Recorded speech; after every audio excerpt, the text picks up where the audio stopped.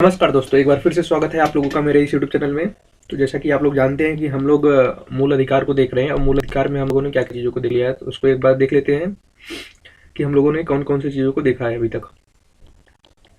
तो अगर हम देखें तो हमने अभी तक मूल अधिकार के थोड़े से जो फैक्ट थे उसको देखे हैं, और उसके बाद इसकी योजना यानी कि जो यूएसए मॉडल है और यूके मॉडल है उसको देखा है।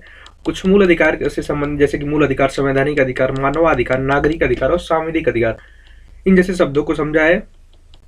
और फिर आज का जो हमारा मेन टॉपिक है वो संसद और न्यायपालिका के बीच विवाद का है, जो इश्यूज है उसको देखेंगे। लेकिन एक बार हम इसको फिर से एक रिवीजन जो हमारे फैक्ट का है उसका कर देना चाहते हैं, क्योंकि अगर वो फैक्ट आपके सामने बार बार अगर आएगा तो आप उसे अच्छे से याद कर सकेंगे। मतलब कि आपको क्लास में ही वो याद हो जाएगा, आपको याद करने की आवश्यकता नहीं पड़ेगी। तो जो हमारा मूल अधिकार है ये संविधान के भाग 3 में है। ठीक, इसको संविधान के भाग 3 में डाला गया है। अगर हम इसके अनुच्छेद की बात करें तो ये 12 से 35 के बीच इसका अनुच्छेद है, और ये अमेरिका के संविधान से लिया गया है। और एक बात और, ये मैग्ना कार्टा की संज्ञा दी जाती है, यानी भाग 3 जो है इसको मैग्ना कार्टा की संज्ञा दी जाती है। और अगर हम बात करें तो जो हमारा मूल अधिकार है, ये मूल संविधान में इसमें 7 अधिकार प्राप्त थे। कितने अधिकार प्राप्त थे? 7 अधिकार प्राप्त थे। एक समता का अधिकार था, स्वतंत्रता का अधिकार, शोषण के विरुद्ध अधिकार, धर्म की स्वतंत्रता का अधिकार, संस्कृति और शिक्षा संबंधी अधिकार, संपत्ति का अधिकार यानी कि आर्टिकल 31, और संवैधानिक उपचारों का अधिकार यानी कि आर्टिकल 32। तो ये अधिकार प्राप्त थे। लेकिन ये जो संपत्ति का अधिकार था इसको 44वें संविधान संशोधन 1978 के द्वारा क्या हुआ, इसको एक कानूनी अधिकार बना दिया गया। इसको मूल अधिकार की श्रेणी से निकाल के इसको कानूनी अधिकार बना दिया गया, और इसको आर्टिकल 301 के अंतर्गत स्थापित कर दिया गया।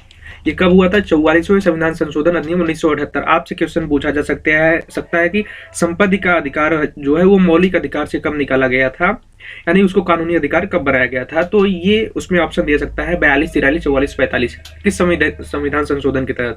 तो वो संविधान संशोधन जो है वो 44वां संविधान संशोधन है। आप लोग इसको याद कर लीजिएगा अच्छे से। ये फैक्ट है, ये चीजें जानकारी आपको रहनी चाहिए कि हमारे जो मूल अधिकार है वो क्या क्या, उसमें फैक्ट कौन कौन से है वो चीजें रहनी चाहिए। बाकी हम अनुच्छेद भी देखेंगे कि इसमें कौन से अनुच्छेद में क्या क्या चीजें हैं। ये जो उसका बेसिक यानी पृष्ठभूमि है वो चीजें हैं। और यहाँ पे एक चीज और, यहाँ पे जैसे कि ऐसा मूलभूत अधिकार जिसके लिए सीधे बड़ी अदालतों में जाया जा सकता है, जो हमारा ये अधिकार होते हैं, मतलब मूल अधिकार होता है, इसके लिए आर्टिकल 32 के तहत सुप्रीम कोर्ट और आर्टिकल 226 के तहत हाई कोर्ट जाया जा सकता है। और अंबेडकर जी ने क्या कहा कि आर्टिकल जो 32 है उसको उन्होंने संविधान की आत्मा कहा है, याद रखिएगा। क्योंकि अगर आपसे क्वेश्चन में पूछा जाता है कि अंबेडकर जी ने किस को संविधान की आत्मा कहा है, वो तो 32 है। और अगर आपसे पूछा जाता है कि संविधान की आत्मा कौन है, तो प्रेमबल है, यानी कि प्रस्तावना है, उसको संविधान की आत्मा कहा जाता है। तो ये चीजें हैं। तो फिर अब हम लोग देखते हैं कि हमको जो आज जो चीजें पढ़नी है उसको देखते हैं। तो आज जो हमारा इश्यूज है उसको हम देखेंगे, जो है कि मूल अधिकार को लेकर संसद और न्यायपालिका के बीच विवाद का विषय। ये क्या है, इसके इश्यूज को पढ़ेंगे और बहुत अच्छे से पढ़ेंगे, एकदम गहराई के साथ पढ़ेंगे। आपको इसमें कोई भी दिक्कत नहीं आएगी, आप आसानी से समझ सकेंगे और आपके आंसर लिख सकेंगे। वो चाहे प्रीलिम्स हो चाहे मेंस हो, सभी में आप आंसर को आसानी से लिख सकेंगे। तो न्यायपालिका जो है, न्यायपालिका वो मूल अधिकार की रक्षक एवं संरक्षक एवं परीक्षक है। जो न्यायपालिका है वो जो मूल अधिकार होता है उसका रक्षक, परीक्षक एवं परीक्षक है, संरक्षक परीक्षक है। तो आइए देखते हैं इसके विवाद का विषय क्या था। तो जो शंकरी प्रसाद केस यानी कि 1951 है, इसमें कहा गया कि संसद कुछ भी कर सकती है। इसमें क्या कहा गया, यसे ने कहा कि संसद जो है वो कुछ भी कर सकती है, यानी कि संशोधन कर सकती है संविधान में, मूल अधिकार में, ये सब कर सकती है। इसलिए ये क्यों कहा गया कि उस समय क्या था कि जो नेता लोग थे वो भारत को आजादी में भाग लेने वाले लोग थे, यानी कि उनका जो व्यक्तित्व था वो बड़ा था, उनका प्रभाव जो था वो अधिक था, उनकी लोकप्रियता अधिक थी। तो यहाँ पे क्या था कि न्यायपालिका का प्रभाव कम देखा जा सकता है। यहाँ पे न्यायपालिका का प्रभाव कम था, यानी कि जो वो लोग बोलते थे वही हो जाता था एक तरह से। इस प्रकार से जैसे नेहरू जी थे, सरदार वल्लभ भाई पटेल, लाल बहादुर शास्त्री, राजेंद्र प्रसाद, ऐसे बहुत सारे लोग थे, अम्बेडकर जी। तो उनके आगे न्यायपालिका जो था उसका अधिकार कम था। और फिर बात आती है 1967 की। तो 1967 में जो गोलकनाथ केस था, इसमें कहा गया नहीं कर सकती। ऐसा क्यों हुआ? क्योंकि यहाँ पे न्यायपालिका अपने प्रभाव को जमाना चाहती थी। और उस समय क्या था, मतलब कि जो 1967 के आते आते जो भी व्यक्ति थे, यानी जो व्यक्तित्व थे जो स्वतंत्रता संग्राम में भाग लिए थे, वो उसमें से ज्यादातर व्यक्ति जो थे उनकी मृत्यु हो चुकी थी। तो इसलिए जो न्यायपालिका है उसने विधायिका एवं कार्यपालिका के प्रति जो है वो आलोचनात्मक रवैया अपनाना शुरू किया। और गोलकनाथ की याचिका में न्यायपालिका ने यह प्रस्तुत किया कि संसद जो है कोई संशोधन नहीं कर सकती है। क्या? कोई संशोधन नहीं कर सकती है जिसका नकारात्मक प्रभाव पड़ता है। मतलब कि क्या कहा गया फिर से? संसद कोई संशोधन नहीं कर सकती है जिसका नकारात्मक प्रभाव पड़ता है, और अर्थात मूल अधिकारों को कम समाप्त नहीं कर सकती है। ये किसने कहा? न्यायपालिका ने कहा। और यहाँ पे क्या कहा गया था 1951 में? संसद कुछ भी कर सकती है। अब बात आती है 24वां संशोधन, संविधान संशोधन 1971 की, जिसमें बताया गया कि संसद संप्रभु है। इसमें क्यों बताया गया पता है? तो यहाँ पे इंदिरा गांधी जी की सरकार थी। इंदिरा गांधी, उनका भी व्यक्तित्व अच्छा था और उनकी लोकप्रियता अधिक थी। तो 24वें संशोधन में उन्होंने बताया कि जो संसद है वो संप्रभु शक्ति रखती है और वह संशोधन कर सकती है। इसके लिए आर्टिकल 13 और आर्टिकल 368 दोनों में संशोधन करके प्रावधान ये लाया गया कि संसद जो है वो संशोधन कर सकती है। कौन कौन से आर्टिकल में संशोधन करके प्रावधान लाया गया? तो 13 और 368, इसमें संशोधन करके ये प्रावधान लाया गया कि संसद संशोधन कर सकती है। और फिर क्या, ताकि न्यायपालिका जो है, मतलब अगर संशोधन कर सकती है जिसके कारण न्यायपालिका जो है इनके कामों में बाधा उत्पन्न ना करे। इनका भी वही कारण था कि इनकी बहुमत वाली सरकार थी और ये अधिक लोकप्रिय व्यक्ति थी, और संसद में व्यवस्था में सक्रियता सत्तावाहिता के तत्व भी दिखाई देते हैं, इससे दिखाई देता है ये। और फिर बात करते हैं केशवानंद भारती 1973 की।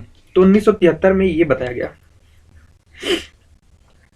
कि जो इनका 24वां संविधान संशोधन था उसको वैध बताया गया, यानी कि जो संसद है वो संशोधन कर सकती है। लेकिन यहाँ पे एक कॉन्सेप्ट जो था, वो कॉन्सेप्ट मूल ढांचा, यहाँ पे एक कॉन्सेप्ट मतलब एक शब्द जो है वो मूल ढांचा को जोड़ दिया गया कि मूल ढांचे में संशोधन संभव नहीं है, यानी कि जो नकारात्मक संशोधन होगा वो संशोधन नहीं माना जाएगा। वो संशोधन मतलब नकारात्मक संशोधन नहीं हो सकता है, ऐसा माना जा सकता है। यहाँ फिर से न्यायपालिका अपने आप को बड़ा दिखाना चाहती थी, तो उन्होंने ये किया। फिर कहाँ पे इंदिरा गांधी जी कहाँ रुकने वाली थी, क्योंकि उनकी सरकार थी और लोकप्रियता था। अब बात आती है 42वें संविधान संशोधन 1976 की। इसमें उन्होंने बताया कि मूल ढांचे में भी संशोधन किया जा सकता है। जो संसद है वो मूल ढांचे में भी संशोधन कर सकती है, और इस संशोधन के विरुद्ध जो है न्यायालय में याचिका नहीं लाया जा सकता है। देखिए कितना मतलब कि एकदम अच्छी तरीके से संसद और न्यायपालिका के बीच किस प्रकार से विवाद है। फिर लास्ट में मिनर्वा मिल्स 1980, इसमें 42वें संविधान संशोधन को वैध बताया गया, अवैध बताया गया। किसका? अवैध बताया गया। यानी ये कहा गया कि जो उपयुक्त भाग को गैर संवैधानिक घोषित कर दिया गया, यानी कि जो मूल अधिकार का उपयुक्त भाग था उसको, जो 1942वें संविधान संशोधन था कि इसको संशोधित कर सकती है मूल ढांचे में भी, उसको अवैध बता दिया गया। और आज भी अगर हम आज देखें तो आज भी मूल ढांचे वाला सिद्धांत जो है वो लागू है। तो देखिए कितना इंटरेस्टिंग था, कैसे कैसे करके हुआ। शंकरी प्रसाद केस में क्या हुआ 1951 में, संसद कुछ भी कर सकती है। गोलकनाथ केस 1967 में क्या हुआ, नहीं कर सकती है। 24वां संविधान संशोधन 1971 में क्या हुआ, संसद संप्रभु शक्ति रखती है। केशवानंद भारती वाले में क्या हुआ कि मूल ढांचा में संशोधन नहीं कर सकती, यानी कि संसद संशोधन तो कर सकती है लेकिन मूल ढांचा में संशोधन नहीं कर सकती है।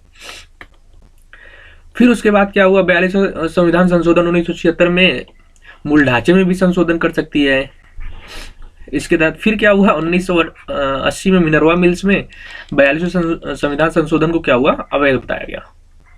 तो देखिए किस प्रकार से ये चीजें चलती आई हैं धीरे धीरे, और आज भी जो मूल ढांचा का कॉन्सेप्ट है वो लागू है।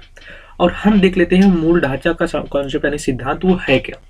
तो मूल ढांचा का कोई मतलब कि एक परिभाषा नहीं दी गई। मूल ढांचा क्या है ना, इसकी कोई स्पष्ट परिभाषा दी ही नहीं गई है कि मूल ढांचा किसे कहेंगे, इसका अंत कहाँ है, ये कुछ नहीं दिया गया है।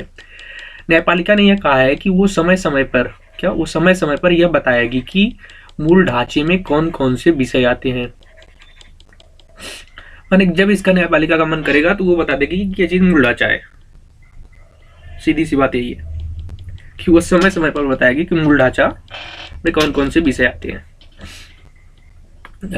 फिर हम आगे देखते हैं कि केशवानंद भारती याचिका के समय यस्सी ने निम्न पहलुओं को मूल ढांचे के अंतर्गत शामिल किया था। जो इसी में तो लाया गया था कि मूल ढांचा का कॉन्सेप्ट जो है वो केशवानंद भारती केस 24 अप्रैल 1973 में ही लाया गया था, क्योंकि 1973 में ही केशवानंद भारती केस हुआ था, तो उसी में ये मूल ढांचे का सिद्धांत लाया गया था। यहाँ पे क्वेश्चन ये बन सकता है कि मूल ढांचे का सिद्धांत कब लाया गया था, तो 1973 में केशवानंद भारती की याचिका पे। इसमें इन्होंने संविधान की सर्वोच्चता को शामिल किया है कि संविधान सर्वोच्च रहता है, रूल ऑफ लॉ, विधिका शासन की बात की है, जुडिशियल रिव्यू की बात, न्यायिक समीक्षा की बात की है, संसदीय प्रणाली की बात की है, कल्याणकारी राज्य की बात की है। इसके अलावा इसके अलावा सुप्रीम कोर्ट ने समय समय पर मूल ढांचे के पॉकेट को विस्तार देने का कार्य किया है। इसमें आर्टिकल 15 को, आर्टिकल 16 को भी मूल ढांचा माना गया। आज तक अगर हम देखें तो अभी तक तो इसमें बहुत सारे ऐसे चीजों को डाल दिया गया है जिसके अंतर्गत वो मूल ढांचे के अंतर्गत आते हैं, जिसमें संशोधन नहीं कर सकती संसद। और अब बात करते हैं इससे संबंधित एक क्वेश्चन की, तो मूल ढांचे की संकल्पना को स्पष्ट करें और बताएं कि यह किस प्रकार से विधायिका बनाम न्यायपालिका का एक विवाद का परिणाम है। तो इस क्वेश्चन को आप करने का अभ्यास करिएगा और हमें उम्मीद है कि आप लोग कर लेंगे इसको। और हम देखें कि इसमें याद मतलब कि आपके लिए महत्वपूर्ण कौन कौन सी चीजें हैं। तो महत्वपूर्ण तो सारी चीजें हैं, लेकिन फिर भी आप लोग इन चीजों को फैक्ट के रूप में याद कर सकते हैं, क्योंकि ये प्रीलिम्स के लिए आपके काम आ सकता है। मूल ढांचे को भी याद कर लीजिएगा कि ये कब दिया गया था, कैसे दिया गया था, ये चीजें याद कर लीजिएगा। तो ये चीजें समझ में आ गई हैं। अब हम आगे देखते हैं समता के अधिकार को, यानी कि आर्टिकल 14 से 18 इन चीजों को देखते हैं कि हमारा आर्टिकल 14 से 18 जो समता का अधिकार है वो क्या कहता है। तो जो आर्टिकल 14 है वो विधि के समक्ष समान अधिकार की बात करता है। तो विधि के शासन यानी रूल ऑफ लॉ की बात करते हैं हम कि रूल ऑफ लॉ क्या होता है। यह एक ऐसी व्यवस्था है जो लोकतांत्रिक प्रक्रिया को मजबूत करती है। क्या है? जो लोकतांत्रिक प्रक्रिया को मजबूत करती है एवं भेदभावकारी शासन पर रोक लगाती है। ये क्या है? विधि का शासन है। विधि के शासन होने से निम्नलिखित पहलुओं को सुनिश्चित किया जा सकता है। अगर जहां पे विधि का शासन है वहां पे निम्नलिखित पहलुओं को देखा जा सकता है। जैसे संविधान की प्रमुखता होती है। यहाँ पे किसी जाति, धर्म, वंश इत्यादि का शासन नहीं होता है। कोई कानूनी व्यवस्था के लिए किसी प्रकार अन्य तरीके से गैर कानूनी कार्रवाई नहीं होगी। लोकतंत्र जो होगा वो सतत बना रहेगा। लोगों का कानून पर विश्वास बढ़ेगा। भेदभाव की समाप्ति होगी एवं समानता की स्थापना होगी। ये चीजें हैं जो अगर जहां पे विधि का शासन है ये बताया जाता है कि ये चीजें होंगी। फिर हम आगे देखते हैं कि और क्या क्या चीजें हैं। तो डायसी की अवधारणा है एक। ये एक जो थे विद्वान थे, क्या थे? विद्वान। ये यूके के विद्वान थे। यूके के विद्वान, कहाँ के विद्वान? यूके के विद्वान। तो इन्होंने अवधारणा दी रूल ऑफ लॉ को लेकर, यानी कि विधि के शासन को लेकर इन्होंने अवधारणा दी। यहाँ पे जो है कि नागरिक फेवर को बताया गया, ये भी देख लीजिएगा। नागरिक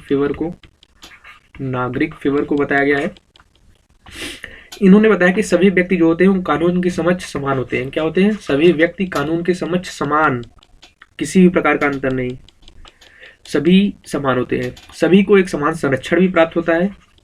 और संविधान का स्रोत जो है वो नागरिक अधिकार है।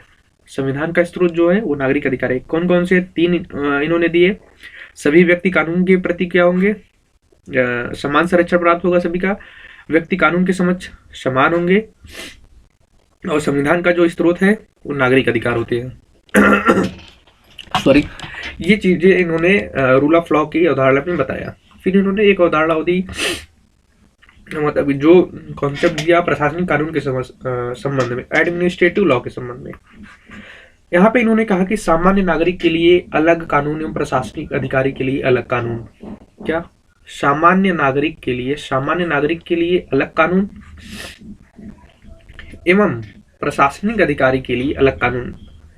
जहां पे प्रशासनिक कानून लागू होता है वहां पे होता है। तो इन्होंने एक तरह से इसकी आलोचना करने के लिए बताया कि जहां पे जो प्रशासनिक कानून होता है वो ज्यादा अच्छा नहीं होता है, जहां पे रूल ऑफ लॉ होता है यानी कि विधि का शासन होता है वो ज्यादा अच्छा होता है। इसके अंतर्गत इन्होंने इसकी वो संकल्पना दी है। और दूसरी बात करें तो इन्होंने बताया है कि यदि कोई प्रशासनिक त्रुटि या गलती होती है तो उसकी भरपाई राज्य करेगी। राज्य का मतलब ये होता है कि अगर कोई प्रशासनिक किसी कारणवश गलती हो जाती है, उससे नुकसान हो जाता है, तो उसकी भरपाई राज्य सरकार कर देगी, और जिससे क्या होगा, उसको ढक देगी, जो प्रशासनिक त्रुटि होगी उसको ढक देगी। ये इन्होंने बताया है। अगर हम नागरिक प्रशासन में विवाद होगा, मतलब कि अगर नागरिक और प्रशासन के बीच विवाद होता है तो प्रशासनिक न्यायाधिकरण में निपटारा होगा। क्या? अगर इन दोनों के बीच विवाद होता है तो इनका जो निपटारा होगा वो प्रशासनिक न्यायाधिकरण में होगा। इससे क्या होगा कि भेदभाव रहित फैसला हो सकता है, मतलब भेदभाव हो सकता है कि नागरिक और प्रशासन को अधिक वरीयता दी जा सकती है, ऐसा इन्होंने कहा है।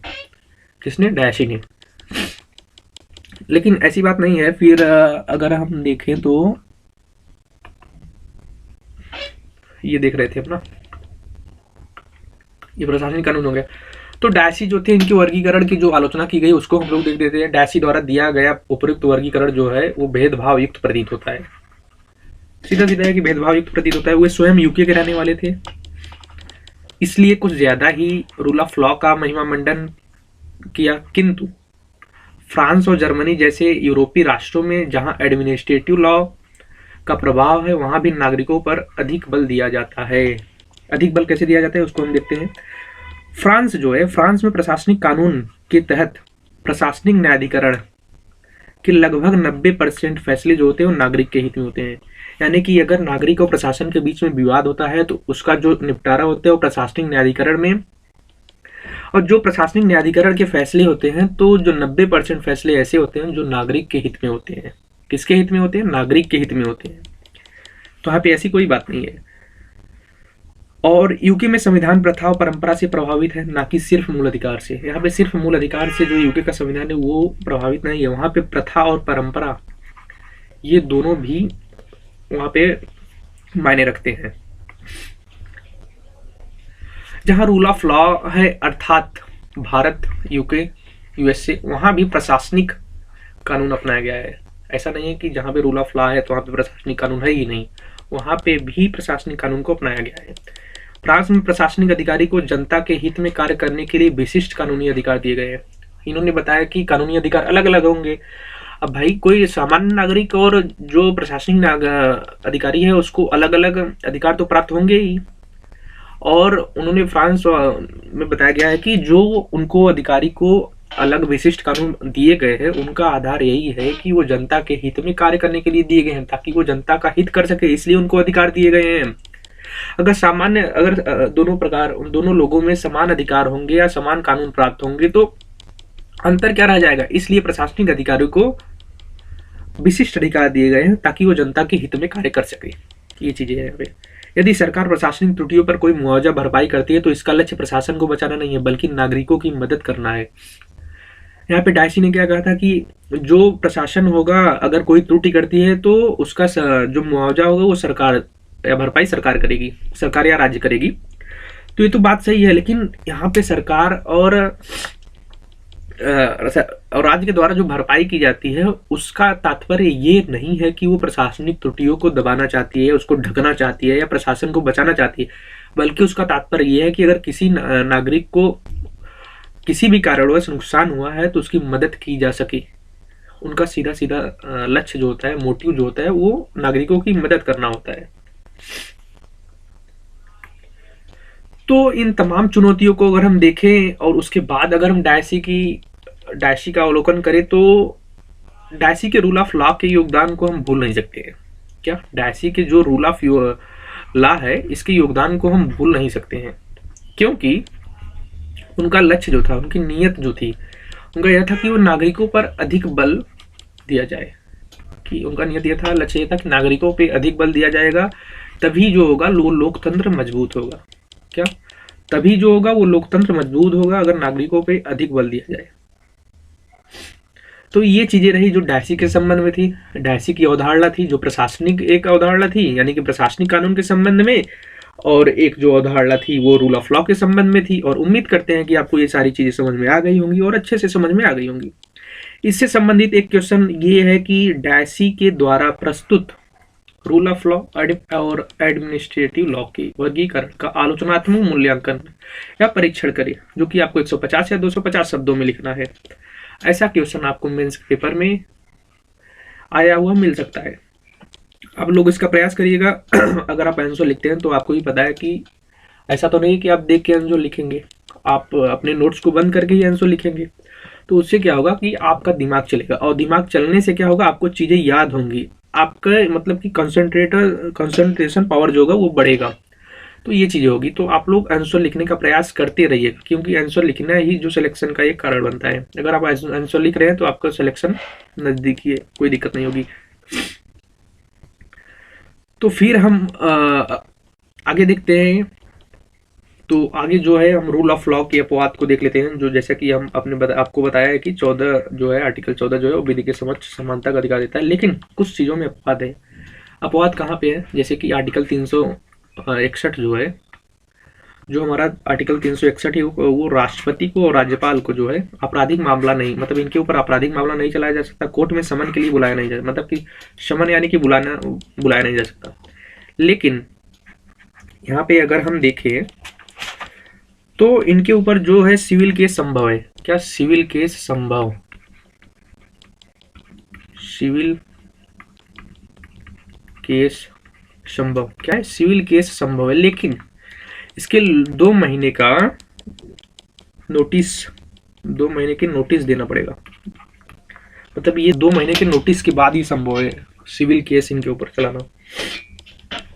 तो एक अपवाद ये है। दूसरा अपवाद जो है कि जो राजदूत होंगे, उच्चायुक्त होंगे, कूटनीतिज्ञ होंगे, उनको कानून की समानता से ऊपर, यानी कानून के प्रति समानता से ऊपर अधिकार कुछ प्राप्त होते हैं।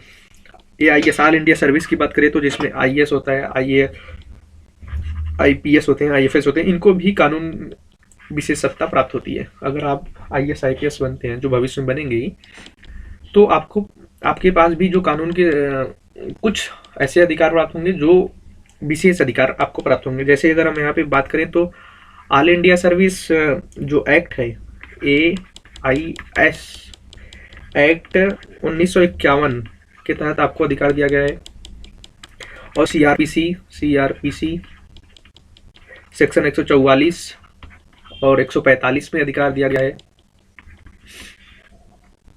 और 1861 के जो पुलिस एक्ट है, जो 1861 का पुलिस एक्ट, 1861 पुलिस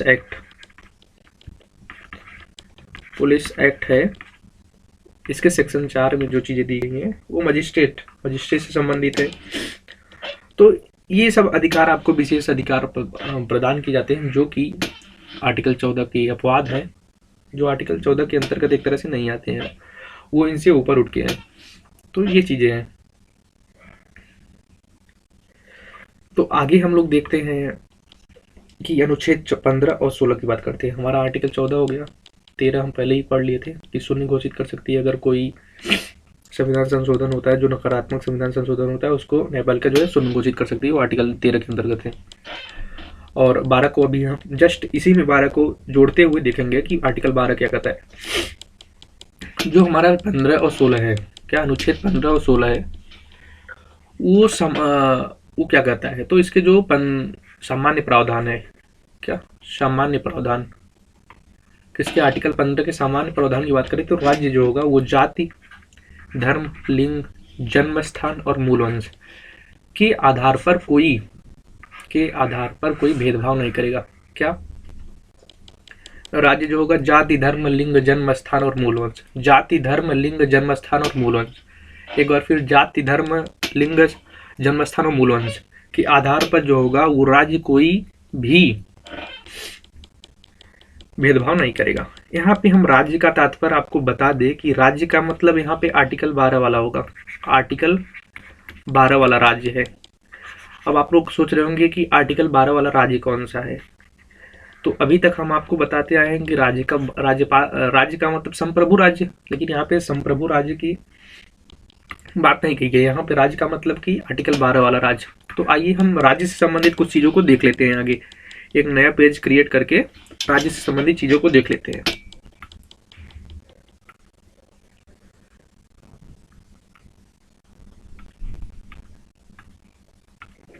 तो राज्य क्या है? तो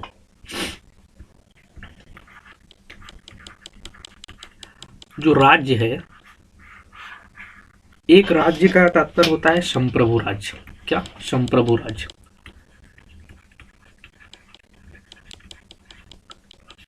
संप्रभु राज्य यानी कि संप्रभु का मतलब जैसे कि भारत, यूएसए, फ्रांस, ऐसे बहुत ऐसे राज्य जो जिनकी संप्रभु शक्ति उनके पास होती है। उसमें कौन कौन से चीज आते हैं यहाँ पे एक आप नोट करके इसको आप इसके बाद नोट कर लीजिएगा। मतलब आर्टिकल 15 के बाद वहां पे इसको नोट कर लीजिएगा कि राज्य क्या होता है। तो आर्टिकल 15 क्या कहता है? ऐसी राजनैतिक संरचना, ऐसी राजनैतिक संरचना, राजनैतिक संरचना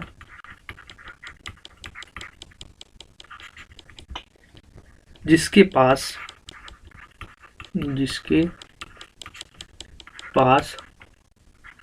संप्रभु शक्ति है। क्या? जिसके पास संप्रभु शक्ति है, जिसके पास संप्रभु शक्ति है, ये इस वाले राज्य के अंतर्गत आता है। और इसमें दूसरा पॉइंट को अगर हम देखें तो कानून निर्माण,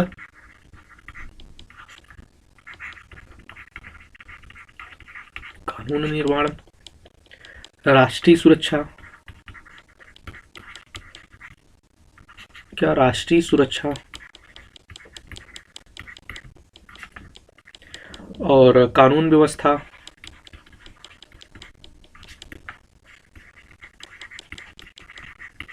क्या? कानून व्यवस्था, जनहित के लिए कल्याणकारी परिपेक्ष, जनहित के लिए कल्याणकारी परिपेक्ष, कल्याणकारी परिपेक्ष।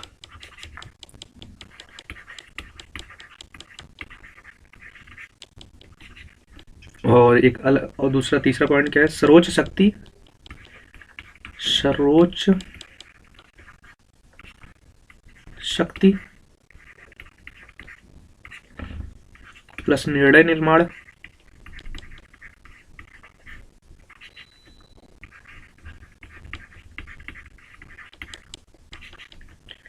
और प्लस मालिकाना हक।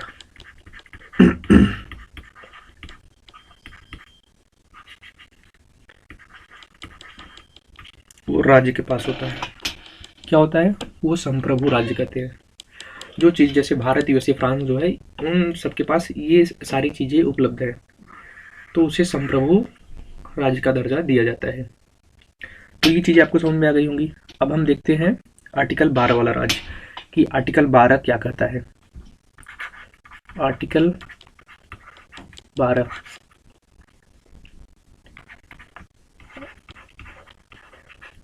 आर्टिकल 12 वाला राज्य क्या कहता है?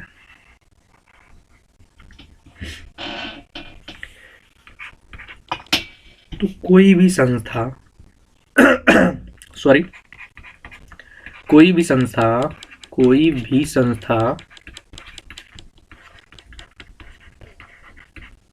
संस्था या पद या प्राधिकरण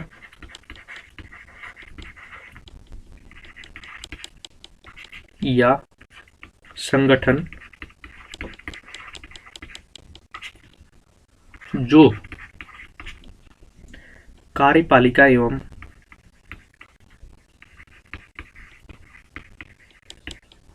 जो कार्यपालिका एवं विधायिका से संबंधित हो, एवं विधायिका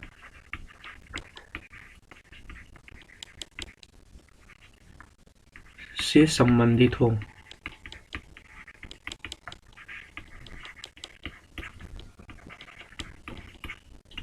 वो राज्य के अंतर्गत आते हैं। किसी भी स्तर पे हम देख लेते हैं, यहाँ पे किसी भी स्तर पे भी हो सकता है, ये किसी भी स्तर पर। वो स्तर कौन से है? तो संघ,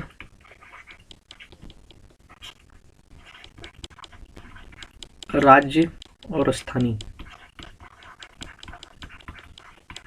किसी भी स्तर पे अगर कोई भी संस्था, पद, प्राधिकरण, संगठन जो कार्यपालिका एवं विधायिका से संबंधित है वो राज्य के अंतर्गत आएंगे। वो आर्टिकल 12 है, वो आर्टिकल 12 वाला राज्य है। तो यहाँ पे एक चीज और नोट करके लिख देते हैं यहाँ पे कि राज्य के अंतर्गत जो है वो न्यायपालिका इससे बाहर है। क्या? न्यायपालिका आर्टिकल 12 वाले राज्य से बाहर है। न्यायपालिका बाहर है।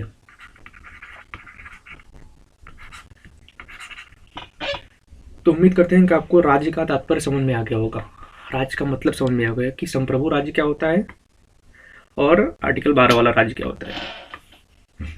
और आर्टिकल 15 आप लोगों ने देख लिया कि राज्य का कर्तव्य क्या होगा कि जाति, धर्म, लिंग, जन्मस्थान, मूलवंश के आधार पर कोई भेदभाव नहीं करेगा। और राज्य का मतलब क्या है वो तो हमने आपको बता ही दिया है। और यहाँ पे क्या और आर्टिकल 15 क्या है, ये किसी दुकान, रेस्टोरेंट इत्यादि में प्रवेश में भेदभाव नहीं करेगा। यानी कि आप किसी भी दुकान या रेस्टोरेंट में जा सकते हैं, उसमें किसी भी प्रकार का कोई भेदभाव नहीं करेगा। जाति, वो पांचों चीजों को लेकर, कौन से? वो पांचों चीजों को लेकर कोई भेदभाव नहीं करेगा, चाहे वो जाति, धर्म, लिंग, जन्मस्थान, मूल, किसी भी जाति का हो, किसी भी धर्म का हो, किसी भी लिंग का हो, उसका जन्मस्थान कहीं भी हुआ हो या कोई भी मूलवंश हो, कोई दिक्कत नहीं है। वो किसी भी दुकान या रेस्टोरेंट में जा सकता है। कोई कुआं, तालाब, सार्वजनिक स्थल इत्यादि में प्रवेश के लिए भेदभाव नहीं होगा यदि वह निजी हाथों में भी है और पूर्णतः या भागतः सरकार द्वारा वित्त पोषित है। इसमें किसी भी प्रकार का कोई भेदभाव नहीं किया जाएगा। और राज्य भेदभाव, यहाँ पे ये देखिएगा कि राज्य भेदभाव कर सकती है। आर्टिकल 15 क्या बोल रहा है कि राज्य जो होगा वो भेदभाव कर सकती है। किसमें? किसके मामले में? महिला और बच्चों के मामले में, एससी और एसटीज के मामले में, सामाजिक एवं शैक्षणिक रूप से पिछड़े लोगों के मामले में ये भेदभाव कर सकती है। यहाँ पे एक मुद्दा बनता है, वो मुद्दा है आरक्षण का। इसी के अंतर्गत आर्टिकल 15 और आर्टिकल 16 आरक्षण, अभी हम आपको इसके बाद देखेंगे कि वो इसी आर्टिकल का, इन दोनों आर्टिकलों का मुद्दा है। तो उसको हम देखेंगे, उसको अभी आगे देखेंगे, आज तो नहीं देखेंगे लेकिन उसको कल वाले वीडियो में जरूर देखेंगे, क्योंकि उसका मुद्दा जो है वो काफ़ी बड़ा है, तो उसके लिए थोड़ा सा टाइम लगेगा। तो इसलिए उसको हम अलग तरीके से और अच्छे से, ताकि एक ही वीडियो में आरक्षण का पूरा मुद्दा खत्म हो जाए, उस तरीके से देखेंगे। तो क्या हुआ कि राज्य भेदभाव कर सकता है महिला और बच्चों के मामले में, एससी और एसटी मामले में, सामाजिक एवं शैक्षणिक रूप से पिछड़े लोगों के मामले में। अब हम बात करते हैं आर्टिकल 16 के प्रावधान को। क्या? आर्टिकल 16 के प्रावधान को। तो आर्टिकल 16 क्या कहते हैं भाई साहब हमारे? तो यहाँ पे जो होगा कि मतलब इसमें अवसर की समानता होगी, ये तो आर्टिकल 16 कहता है। तो नियुक्ति, रोजगार में अवसर की समानता। क्या? नियुक्ति एवं रोजगार में अवसर की समानता, जाति, धर्म, लिंग, जन्म स्थान, मूल वंश। देखिए ये 5 चीजें तो आर्टिकल 15 वाला, जो आर्टिकल 15 में दिया था, जन्म, जाति, धर्म, लिंग, जन्म स्थान, मूल वंश के आधार पर कोई भेदभाव नहीं किया जाएगा। तो आर्टिकल 15, इसमें 2 शब्द और जोड़ दिए गए। वो 2 शब्द कौन कौन से हैं? एक आवास और एक उद्भव। क्या? एक आवास और एक उद्भव, 2 शब्दों को और जोड़ दिया गया है कि आधार पर भेदभाव नहीं होगा। क्या? जाति, धर्म, लिंग, वंश, जाति, धर्म, लिंग, जन्म स्थान, मूल वंश, प्लस आवास प्लस उद्भव के आधार पर भेदभाव नहीं किया जाएगा। संसद आवास की शर्तें तय कर सकती है। संसद जो होगी वो आवास की शर्तें जो है वो तय कर सकती है। और यहाँ पे पिछड़े वर्ग के लिए राज्य भेदभाव कर सकती है। देखिए यहाँ पे भी अभी बताए थे ना आपसे, देखिए 15 में क्या दिया गया था, आर्टिकल 15 में कौन कौन सा भेदभाव, कि राज्य भेदभाव कर सकती है महिला के और बच्चों के मामले में, एससी और एसटी के मामले में, सामाजिक एवं शैक्षणिक रूप से पिछड़े लोगों के मामले में। और इसमें क्या बताया गया कि पिछड़े वर्ग के लिए राज्य भेदभाव कर सकता है यदि प्रतिनिधित्व का अभाव है। तो क्या कर सकता है, भेदभाव कर सकता है। अरे कि आरक्षण का जो मुद्दा है वो गलत है, वो भेदभाव किया जा सकता है। धार्मिक सांप्रदायिक संस्था हेतु पद उसी वर्ग के लिए आरक्षित होंगे। ये क्या बताया गया है, ये आर्टिकल 16 के प्रावधान है। तो उम्मीद करते हैं कि आपको सारी चीजें समझ में आ गई होंगी और बहुत अच्छे से समझ में आ गई होंगी, और इससे संबंधित कोई डाउट आपके मन में नहीं रह गया होगा। अगर फिर भी कोई भी दिक्कत आपको होती है तो आप कमेंट करके जरूर बताइएगा। कल एक जो व्यक्ति थे वो पूछ रहे थे कि सर आप, वैसे मैं तो अभी सर नहीं हूँ क्योंकि मैं भी आप लोगों की तरह ही एक छात्र हूँ, तो वो बता रहे थे कि सर आप अपने चेहरे को दिखाइए। तो मैं चेहरा अभी नहीं दिखाना चाहता हूँ। दिखाने का मतलब कि अभी दिखाने इसका कोई वो मतलब नहीं है कि मैं क्यों नहीं दिखाना चाहता हूँ, लेकिन हाँ मैं बाद में अवश्य दिखाई दूंगा और जरूर सामने आऊंगा। लेकिन मैंने उनसे कहा कि भाई साहब आप क्या नाम है कि पहले तो हमारे पास अभी लगभग 450 सब्सक्राइबर है, और हमने कहा कि आप लोग मदद करिए और आप लोग देखिए, अगर आपको अच्छा लगता है वीडियो पसंद आता है तो शेयर करिए और लोगों से सब्सक्राइब भी करवाइए। और जो आपके दोस्त होंगे अगर वो अच्छी जानकारी और पढ़ना चाहते हैं तो आप यहाँ पे उनको जोड़ सकते हैं और वो सब्सक्राइब कर सकते हैं। तो ये हम पहले इसके पहले वाले वीडियो हमने सोचा कि बोल देते हैं। तो अगर आपको ये वीडियो अच्छा लगता है तो आप लाइक करिएगा, शेयर करिएगा और सब्सक्राइब करिएगा और अपने दोस्तों को भी जोड़िएगा। तो मिलते हैं आपसे अगले वीडियो में, तब तक के लिए धन्यवाद।